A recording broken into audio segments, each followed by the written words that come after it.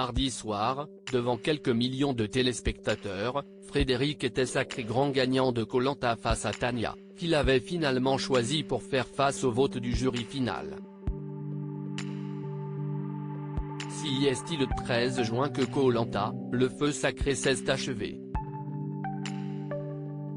Un peu avant minuit, les aficionados de l'émission de TF1 ont pu découvrir le grand gagnant de cette nouvelle édition.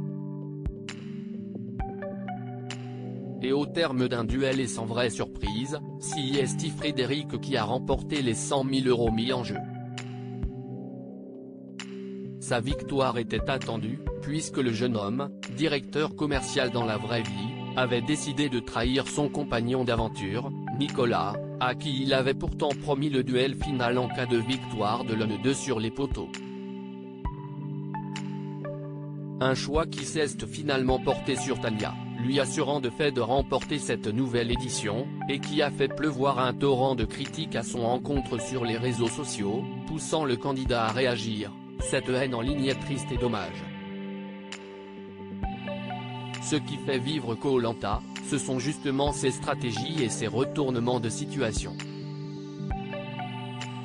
Une bien mauvaise nouvelle annoncée aux finalistes à la fin du tournage. Loin de tout pendant 40 jours, Frédéric a confié hier matin sur Sud Radio la mauvaise nouvelle qu'il a pris. Une fois l'aventure terminée, on est vraiment coupé du monde, si est très particulier, si est bizarre comme sensation. Au début, on pense à nos proches, après si est vrai qu'on se pose beaucoup de questions par rapport à ce qu'il se passe au niveau de l'actualité.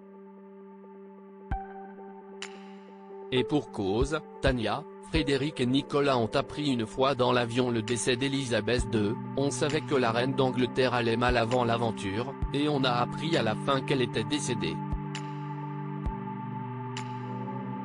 De quoi ramener les ultimes aventuriers à la réalité. Que va faire Frédéric de ses 100 000 €? Après des semaines sur une île déserte, Frédéric a donc remporté les poteaux puis le vote de la finale à 7 voix contre 2. Avec ses 100 000 €, le candidat a déjà plein de projets en tête, notamment ouvrir un bar à cocktails à Paris.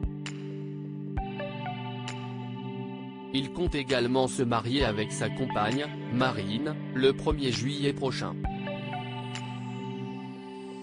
Une partie de la somme viendra donc financer cet heureux événement.